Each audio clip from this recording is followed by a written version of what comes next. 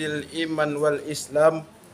Ashhadu an la ilaha illallah wa ashhadu anna Muhammadan abduhu wa rasuluh la nabiyya ba'da amma ba'du. Puji dan syukur hadirat Allah Subhanahu wa taala yang mana beliau memberikan rahmat dan nikmatnya kepada kita bersama, sehingga dengan rahmat dan nikmat beliau, alhamdulillah kita telah dapat hadir di rumah ini guna untuk melaksanakan yasinan secara satu kali dalam seminggu. Kemudian selawat dan salam kita mohonkan kepada Allah agar disampaikan kepada Nabi kita, yakninya Nabi besar Muhammad sallallahu alaihi wasallam. Beliaulah yang membawa kita dari alam kejahilan, terutama dari segi akidah, dari akidah yang jahiliyah ke akidah yang baik yang sama-sama kita rasakan pada saat sekarang ini. Ibu-ibu anggota yasinan yang berbahagia, sebagai judul tausiah kita pada kesempatan yang berbahagia ini, yakninya adalah persiapan sebelum kematian tiba. Ada beberapa persiapan menjelang kematian itu tiba. Setiap kita dan hidup, setiap makhluk hidup yang bernyawa itu akan merasakan yang namanya kematian. Kullu nafsin zaikatul maut. Setiap yang bernyawa akan merasakan yang namanya kematian tersebut. Kematian itu merupakan janji kita kepada Allah Subhanahu wa taala. Menjelang kematian itu tiba, ada beberapa yang harus kita perhatikan atau yang harus kita amalkan di dalam kehidupan ini, yakninya yang pertama adalah persiapan itu adalah berdoa, berupaya kita untuk selalu husnul khatimah. Itu yang pertama. Walaupun doa husnul khatimah itu kita harus berupaya bagaimana kita kematian kita nantinya itu dalam keadaan husnul khatimah, dalam keadaan baik, dan tidak ada yang lain yang kita harus perhatikan, yakninya kehidupan kita nantinya. Mudah-mudahan kita itu hidup dalam husnul khatimah, mati itu kita dalam husnul khatimah hendaknya. Ibu-ibu anggota yasinan yang berbahagia, dalam kehidupan ini kita harus melaksanakan ibadah kepada Allah Subhanahu wa taala, yakninya melaksanakan ibadah yang wajib, ibadah yang sunat. Kalau kita ingin kematian kita nantinya kematian yang baik atau husnul khatimah, itu kita harus berbuat baik dengan semuanya, baik dalam karib kerabat, antara tetangga dengan tetangga yang lain, itu harus berbaik-baikan. Bukan lagi ada permusuhan antara tetangga, apalagi antara karib dengan kerabat, antara dosana dengan dosana yang lain. Itu harus kita perbaiki. Kalau ada kesalahan, kita harus minta maaf kepada orang yang bersalah, orang yang kita salahi atau lain sebagainya. Itu yang harus kita perhatikan. Kalau ingin kita mati kita itu dalam keadaan husnul khatimah, kita harus berbuat baik kepada tetangga, kepada karib kerabat, kepada sanak famili kita dan lain sebagainya. Itu yang pertama.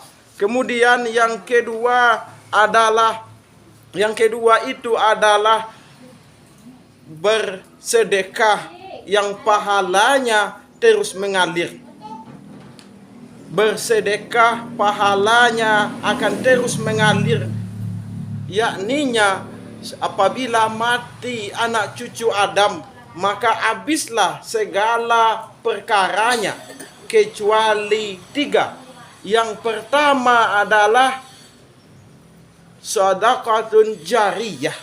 Sedekah jariyah, bersedekah untuk kebaikan, bersedekah untuk tempat umum, itu harus kita perhatikan, itu harus kita laksanakan apabila dipakai orang tempat itu, misalnya untuk pembangunan masjid, untuk pembangunan mushola, untuk pembangunan jalan dan lain sebagainya.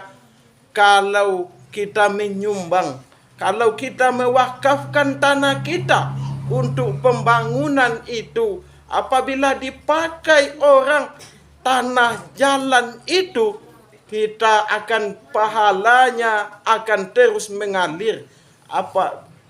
Pahalanya akan terus mengalir walaupun kita sudah meninggal ribuan tahun atau lain sebagainya. Itu yang pertama, yakninya sedekahun jariyah itu bersedekah untuk tempat umum. Misalnya kita menyumbang untuk pembangunan mushola atau masjid dan lain sebagainya. Itu kalau masjid itu masih dipakai orang untuk beribadah, misalnya satu kotak keramik, satu helai keramik, satu helai seng dan lain sebagainya, kalau masih digunakan orang untuk beribadah kepada Allah, pahalanya akan terus mengalir walaupun kita sudah mati, walaupun kita sudah meninggal ribuan tahun dan lain sebagainya. Itulah yang apa? Kemudian yang keduanya adalah ilmu yang bermanfaat. Ilmu yang bermanfaat ini adalah walaupun kita mengajarkan kepada orang satu huruf saja, misalnya satu huruf alif dan lain sebagainya, apabila kita sudah mati walaupun kita sudah mati, pahalanya akan terus mengalir kepada kita. Kita itu akan mendapatkan pahala dari apa yang kita ajarkan kepada orang itu atau kepada orang lain. Misalnya satu huruf alif saja kita ajarkan kepada orang lain, itu kita akan pahalanya akan terus mengalir kita walaupun kita sudah meninggal puluhan atau ribuan tahun yang akan datang. Kemudian yang selanjutnya adalah kita itu doa anak yang soleh untuk menciptakan, untuk memberikan anak yang soleh itu. Kita harus ajarkan kepada anak-anak kita itu ilmu agama. Ilmu agama, contohnya kita mengajarkan, kita menyekolahkan. Misalnya kita menyekolahkannya ke tempat agama dan ke MDA dan lain sebagainya. Kalau itu kita laksanakan, maka kita itu akan didoakan oleh anak kita itu untuk kita itu bisa mendapatkan pahala dari anak yang soleh tersebut. Kebanyakan kita, yakninya ketika guru MDA minta iuran, itu banyak sekali persoalan. Karena dulu saya juga pernah mengajar di MDA, ketika guru minta yuran itu susah sekali. Susah sekali minta yuran. Alasan orang tuanya yaitu piti kapiti yo pangandau guru kau rumah. Itu yang sampai ke telinga saya ketika saya jadi guru MDA ketika itu. Mudah-mudahan di sini lai dak do ne model itu do. Siko lai rajin-rajin ya dak, Bu. Indah je. Kok di siko nen ibu-ibu no lai rajin-rajin bayuran. Indah je Pak. Itu kalau lai rajin mayuyuran itu adalah tanggung jawab kita sebagai orang tua yang dilimpahkan kepada guru MDA. Sebenarnya tanggung jawab mengajarkan anak-anak kita itu membaca bismillah, membaca ayat-ayat Al-Quran, itu adalah tanggung jawab orang tuanya sebenarnya. Tetapi dilimpahkan kepada guru MDA atau guru-guru yang lain. Itu kita sebagai orang tua harus bertanggung jawab membayar iuran MDA atau iuran yang lainnya kepada anak-anak kita itu. Ibu-ibu anggota yasinan yang berbahagia, kalau kita melaksanakan ibadah-ibadah